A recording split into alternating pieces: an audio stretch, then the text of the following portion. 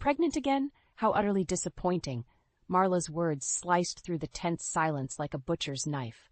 My stomach dropped as I slowly looked up from my plate at my mother-in-law's sneering face. Evan shifted uncomfortably beside me, but stayed silent as usual. Marla continued, her voice dripping with disdain. Another daughter, I assume? When are you going to give my son the heir he deserves? I felt the blood drain from my face as the weight of her words slammed into me.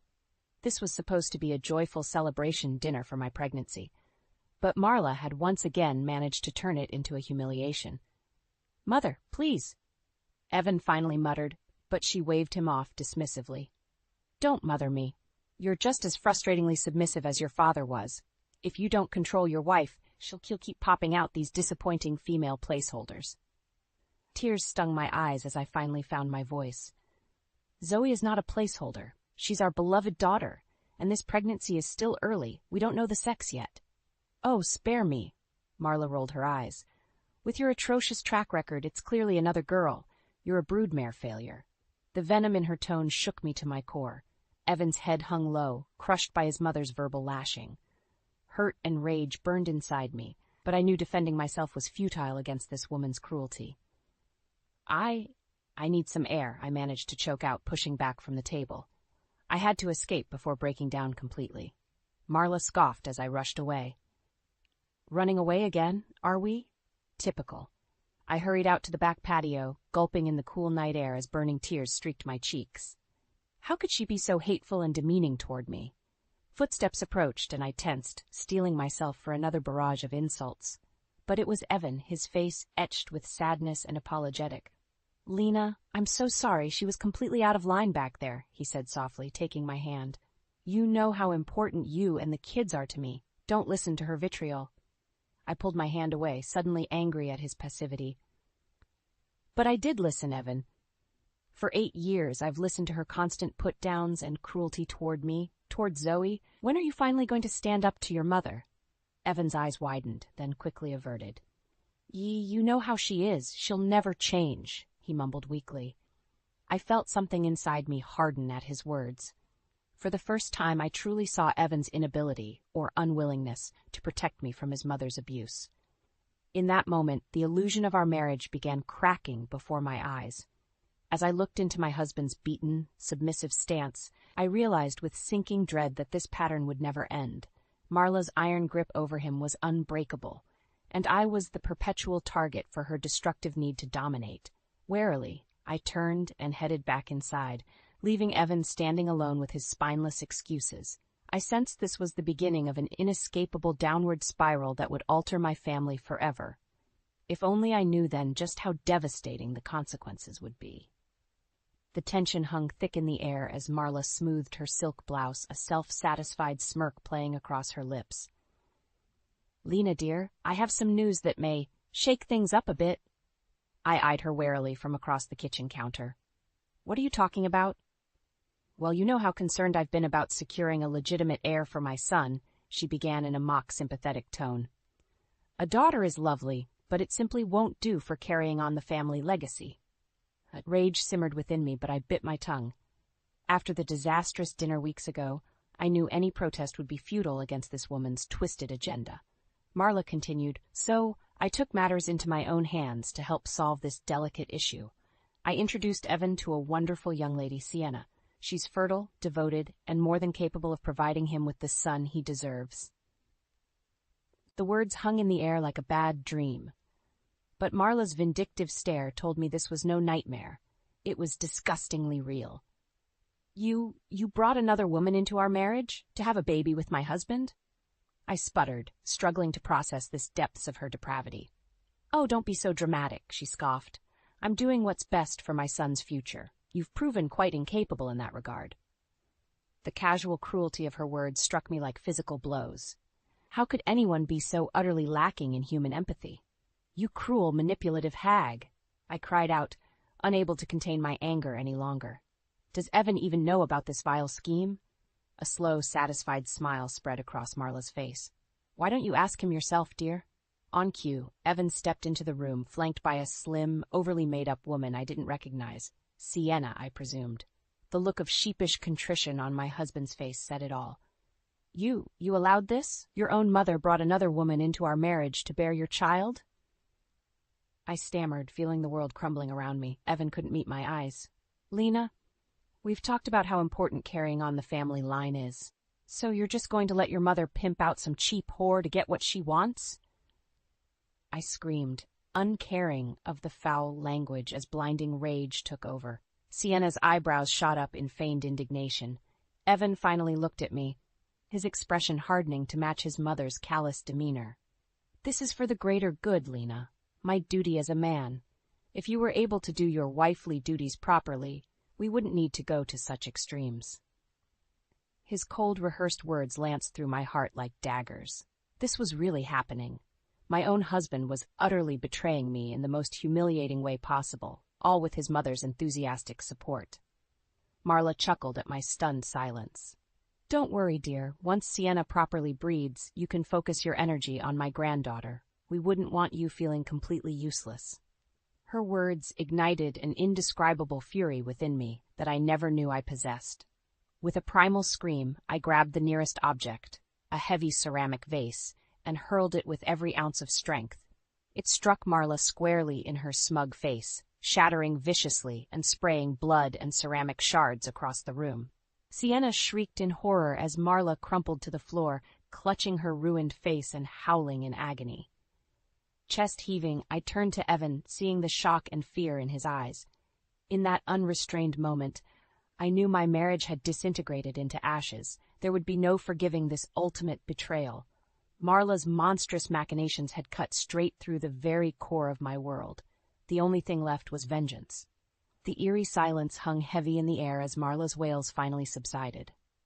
I stood motionless, fists clenched, glaring at the crumpled, bleeding form of my monstrous mother-in-law on the kitchen floor. Evan stared at me with a mixture of shock and fear. Beside him, Sienna shrank back, clearly shaken by my outburst, but still clinging to her role in this sick charade. You crazy bitch! Marla's trembling voice finally broke the tension, thick with a combination of pain and rage. I'll see you arrested for this. Assaulting me in my own home. Your home? I scoffed, unable to contain the sudden resurgence of fury rippling through me. This is my home, the home I made with my husband, the man you're trying to pimp out behind my back like some kind of degenerate mother-pimping monster. Marla opened her mouth to protest, but I cut her off with a raised hand. No, don't even try denying it, you hateful crone. I heard everything, how you willingly brought this woman into my marriage explicitly to cuckold your own son. I turned my fiery glare to Evan, who flinched as if struck.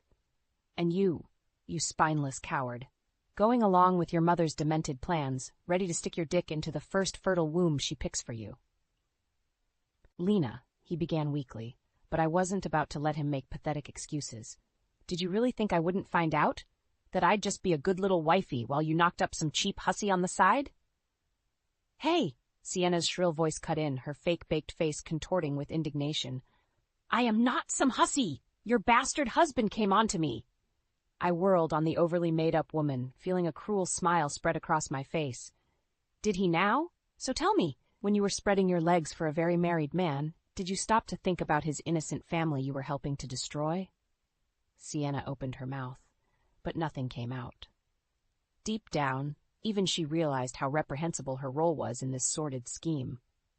Chuckling darkly, I turned back to Evan. Unfreaking believable. I gave you everything. A beautiful child, a loving home, an amazing life, and you were ready to just throw it all away to satisfy your mother's unhinged breeding fetish. Marla stirred, glaring up at me, her face already starting to grotesquely swell from the vase impact. You have no one to blame but yourself, you infertile. Enough, I roared, slamming my fist down on the counter, hard enough to make them all jump. I have had it with your bottomless well of cruelty and manipulation. If having a son is so obsessively important, then Evan is welcome to it. Striding over to a small desk, I snatched up a pen and a sheaf of papers, thrusting them toward Evan with cheeks burning. Separation agreement. You can have your son's situation, your freedom to breed some new little heirs with that plastic surgery disaster over there. Evan gaped, stunned into silence. Even Sienna seemed jolted by my actions as the gravity of the situation sank in. "Well?" I demanded through gritted teeth. "Sign it and get out! Take your vile, treacherous mother and your stupid son quest and just go. I want you out of my house, out of my life." Slowly, numbly, Evan took the pen and stared at the agreement. A heavy pause seemed to blanket the room as Marla and Sienna looked on with matching expressions, a mixture of surprise and sickening satisfaction. Then, with a trembling hand, Evan scrawled his name in harsh strokes across the papers, officially ending our marriage in that single callous gesture, as his mother had always intended. Exhaling hard, I snatched the signed pages back from his hand, our eyes locking in one last, searingly intense glare. Then I turned and walked upstairs without another word, clutching the proof of my broken world and wondering how I would ever be able to piece my shattered life back together. The next few days passed in a numb blur. Evan and his mother had stormed out after the confrontation, taking their co-conspirator Sienna with them. An eerie silence descended over the house I once thought of as my loving home. I drifted aimlessly, my mind struggling to process the devastating implosion of my marriage. Logically, I knew signing those separation papers was the only recourse after Evan's unforgivable betrayal. And yet, the overwhelming sense of loss threatened to swallow me whole at times. Zoe, our 8-year-old daughter, seemed to pick up on the heavy tension despite my efforts to shield her. She became quieter, clingier, her usual bright exuberance dimming. "Mommy, where did Daddy go?" she asked one evening as we picked at our dinner in silence. I froze, unprepared for the question. Part of me wanted to proclaim the ugly truth, that her father had abandoned us to chase some atavistic need to breed an heir with another woman. But I couldn't bring myself to shatter her innocence so completely. "Daddy had to go away for a little while, honey," I hedged, struggling to keep my voice steady. "Work things." Zoe frowned, clearly picking up on my emotional disquiet. Ever the empath, just like her mother. "Are you sad, Mommy? Did you and Daddy have a fight?" "Something like that, baby," I managed, fighting back the lump swelling in my throat. "But everything will be okay, I promise." The lie tasted like ashes on my tongue, because in that moment there was no way to see how anything could ever be okay again. A sharp knock at the door jolted me from my reverie. Zoe looked up, eyes wide with something like hope. "Is that Daddy?" "Stay here, sweetie," I said quickly, rising to answer the door with trepidation curling in my stomach. But it wasn't Evan on the other side. Instead, a sharply dressed man in an expensive suit stood with a crisp folder in his hands. "Mrs. Redding?" he asked brusquely without preamble. "I'm Mr. Collins, an associate of your husband's." An icy fist gripped my heart as I suddenly sensed where this was headed. The separation had clearly begun the legal fractures. "My firm has prepared these documents for you to review and sign," Mr. Collins continued, all business as he held out the folder. Hesitantly, I accepted the hefty stack of papers, dread settling like a cold stone in my gut. This was really happening, the death knell of my marriage after Evan's sickening betrayal. As I mechanically paged through the legalese, certain phrases jumped out in harsh simplicity. Petition for dissolution of marriage, rendered the covenant irreparably broken, division of assets favoring the male issue-bearing party. I felt the blood drain from my face as awful realization bloomed. This wasn't just a simple divorce agreement. It was Evan and his demonic mother wielding their wealth and influence to strip me of everything, my home, my life, my child, all in cruel pursuit of their deranged male heir vendetta. "You have 48 hours to review and sign these terms, Mrs. Redding," Mr. Collins stated flatly. "After that, my client will pursue more aggressive recourse if you fail to comply." The unmistakable threat laced his words like arsenic. Memories flashed of the unrestrained violence that ran in Marla's virulent veins, the vase, the bloodshed, of her unstoppable quest to destroy any obstacle to the grandchild she craved. My treacherous, spineless husband had clearly thrown in with his vile mother. He would stop at nothing to cut me out of his life completely, all for the unforgivable sin of bearing him a daughter instead of a son. A cold, dead feeling settled over me, the final vestige of our broken marriage crumbling to bitter ash. There would be no more tears, no more desperate pleas or self-delusions. I was truly and utterly alone now, except for my innocent little girl watching in sad confusion from the next room. the pure, bright spirit that was supposed to be my greatest joy. But in that stark moment she became my sole lifeline, my unbreakable reason to endure the coming storm. I turned to Mr. Collins, my jaw rigid. "Tell your client that after 48 hours he can expect to hear from my attorney," I stated in a toneless rasp, "because I'll be damned if I let him take my daughter too." With that, I shut the door in the lawyer's face. Then I turned and pulled a confused Zoe into my arms, holding her tiny form as if she were a life vest in a raging sea. There would be no surrender, no matter how viciously Evan and Marla tried to drown me. For Zoe's sake, I would find a way to stay afloat and make them pay dearly for their twisted sins. The next 48 hours were a blur of grim determination. I knew time was short before Evan and Marla would attempt to strip me of everything I held dear. First, I secured a shark of a divorce attorney, Caroline Weston. Steely, aggressive, and with a reputation for devouring entitled rich husbands like Evan. "This is one of the most blatant, unethical cases of alienation of affection I've ever seen," Caroline stated in a cold fury after I recounted the sordid details. "We're going to crucify this bastard and his Medea of a mother." Her words kindled a flame of hope that I could indeed survive this nightmare with my daughter and some shreds of dignity intact. Next was gathering ammunition, any proof of Evan's misdeeds that could be leveraged in the coming war.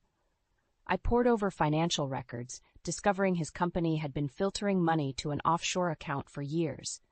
Embezzlement and tax evasion, potentially criminal behavior if exposed, perfect leverage. Finally, I arranged for Zoe's temporary relocation while the legal battle raged. My sister Nina, an elementary school teacher, lived 2 states over. I knew she could shelter and care for my sweet girl while I fought in the trenches. When the 48-hour deadline arrived, I was ready, or as ready as I could be. Mr. Collins arrived promptly with the same aloof disdain as before. "I trust you've had ample time to review the terms and come to an amenable decision," he stated flatly. In response, I slid the signed divorce petition across the table, but not the one he provided. The stack of papers bore Caroline Weston's imprimatur, every word thoroughly negotiated for maximum impact. Mr. Collins' eyes flashed with surprise as he scanned the unrecognized document, his brows knitting in disapproval. "This was not the agreement we discussed. My client will need to reevaluate these terms." "These are the terms," I stated coldly. "I refuse to be bullied or stonewalled. Every nefarious act, every awful betrayal has consequences." I slid the thick dossier of financial documentation across the table, watching Mr. Collins's face blanch slightly as he grasped the implications. "Your client's illegal corporate dealings have been rigorously catalogued by very credible forensic accountants," I added with a hint of vindictive satisfaction. "Any attempt to deprive me of my legal marital rights and claim over my daughter will be met with the full public revelation of these damning records." I allowed that threat to hang in the air. Evan's ego and insecurity about his business reputation were thinly veiled weak spots, traits his vile mother had eagerly exploited countless times. Now it was my turn to wield that leverage. Mr. Collins maintained an impressively impassive poker face as he studied the documentation, though a muscle twitched almost imperceptibly in his jaw. Perhaps he was already calculating how hard this battle could hit Evan's pocketbook. "I will present this counteroffer to Mr. Redding in full," he said finally, voice tight, "contingent on these materials remaining discreet for now." "See that you do," I said simply. "The meter is running on flaying his reputation and criminal liability wide open." With a curt nod, Mr. Collins collected the documents and departed, clearly reeling from this unanticipated turn of events. For the first time in a long time, I felt the faintest spark of hope, of reclaiming some portion of my life and dignity from Evan and Marla's grasping claws. But there was still one vital loose end to secure before the war began in earnest. I turned and gathered Zoe into my arms, fighting back fresh tears at her sad, bewildered expression. "Mommy," she said tremulously, "what's happening? I want Daddy to come home." I hushed her gently, stroking her soft hair. "I know, baby, I know, but you have to go stay with Auntie Nina for a little while, okay? For your safety." Zoe's eyes widened slightly, picking up on the undercurrent of tension. But she nodded obediently. As I clutched her tiny form, I silently vowed to do whatever it took to protect my daughter's well-being, even inscribing her name permanently in the chasm dividing our family. There would be hurt and confusion, but I hoped she would eventually understand, because in the end, I would make absolutely certain that Evan and Marla paid the ultimate price for their monstrous transgressions. Once that line was crossed, there was no going back. The divorce battle erupted with a fury I could scarcely have imagined.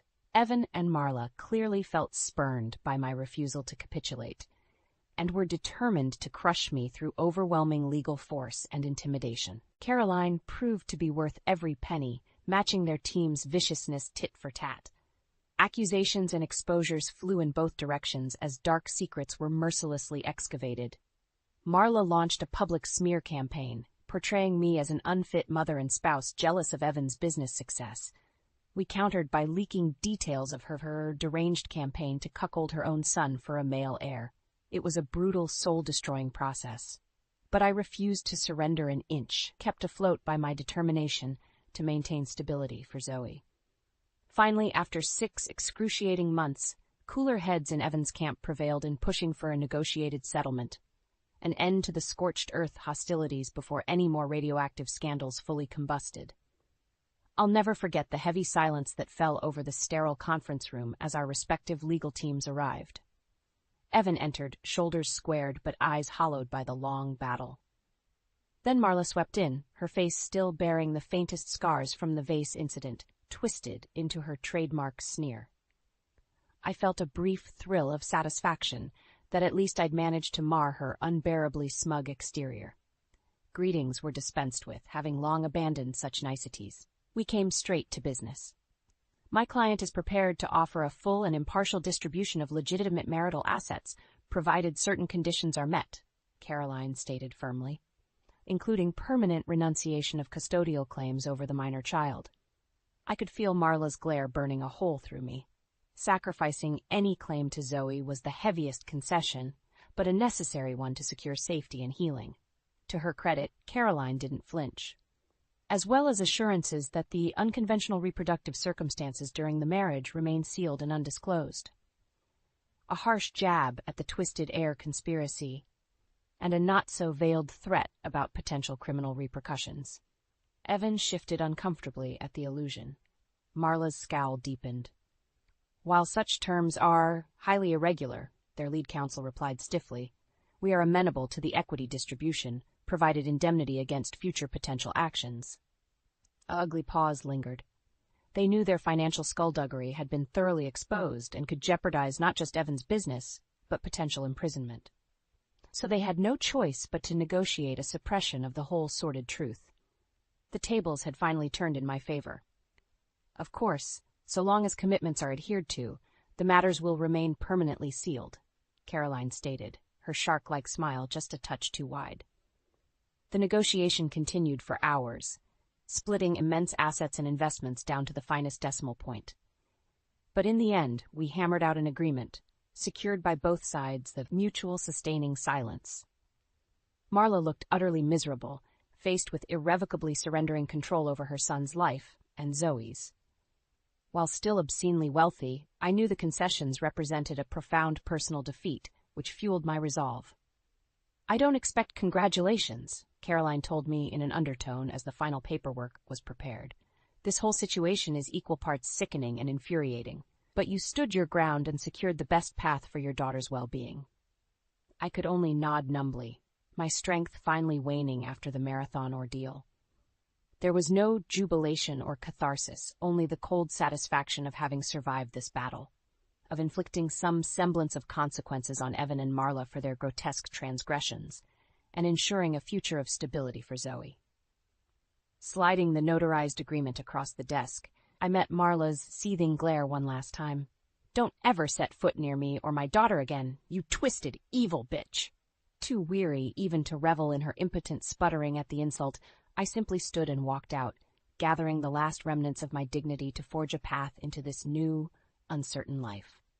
There was still one final loose end to tie up, and I intended to cut Marla's last thread of delusion with utmost precision. With the divorce settlement finalized and my financial future secured, I could finally turn my focus to rebuilding my life, our life, free from Evan and Marla's toxic orbit. My first priority was reintegrating with Zoe. The poor girl had been shuttled between relatives for months, kept at a cautious distance from the legal war zone raging between her parents. I could only imagine the confusion and hurt she must have felt. When Nina brought her home that first day, Zoe ran straight into my arms, her little body trembling with soft sobs. My heart shattered anew at her muffled cries. "I missed you so much, Mommy. I was so scared." "Shh, I know, baby," I soothed, fighting my own tears. "I missed you more than you could ever know, but it's okay now. We're going to be okay." She pulled back, her young face still so innocent yet bearing a new heaviness. "Is Daddy ever coming home?" A lump formed in my throat as I studied her deep brown eyes, so much like Evan's. How could I lie, yet also deprive her of hope? "Daddy can't be with us anymore, sweetheart," I managed carefully. "He made some choices that went against what we believe is right." Zoe's brow furrowed in confusion. "Did he do something bad?" "In a way, yes." I sighed, pulling her close again. "But you don't have to worry about any of that now. What matters is you and me and how we move forward from here, okay?" She nodded, seeming to grasp the simplicity of that concept, despite the complexities raging underneath. In that moment, I vowed to preserve her innocence, her trust, in whatever way I could. Over the following weeks, we began to rebuild our little family of two. With Evan's financial settlement, I was able to secure a fresh start, a cozy rental home away from the shattered remnants of our marriage, enroll Zoe in a new school, and realign my career trajectory in marketing communications. Slowly, smiles and warmth began returning to Zoe's youthful exuberance as our new normal solidified, no longer weighed down by that toxic undercurrent of dysfunction surrounding Evan and Marla. The only hiccup came when I received a terse communication from Sienna, Evan's former mistress, the woman he had intended to breed his heir with. "Your pathetic excuse for a husband came crawling back, in case you were wondering," her message read acidly. "But once I got a taste of his true self and that monster-in-law, I wanted no part of that dysfunctional freak show." She included documentation showing the exorbitant settlement she had demanded to preserve her silence and disappear from our lives for good. A final insult to injury, paid from my share of the divorce payout. Rather than anger, I felt only pity for Sienna's sad delusion that she'd been anything more than a dispensable pawn in Evan and Marla's twisted schemes, and I sensed her message held far more impact for them than for me. The ultimate failure and rejection of their disastrous heir-breeding plot.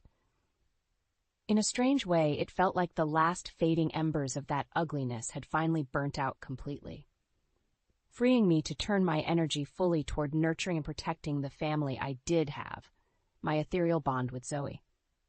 There were still the occasional flare-ups from Marla's camp, grotesque tantrums lamenting her loss of control and grandchild, but I simply systemized blocking and containing her, preserving peace for Zoe at all costs. A few months after the finalized settlement, I received an awkward, rambling text from Evan out of the blue. "I know I have no right to darken your life any longer. The wreckage left behind is entirely my shame to bear.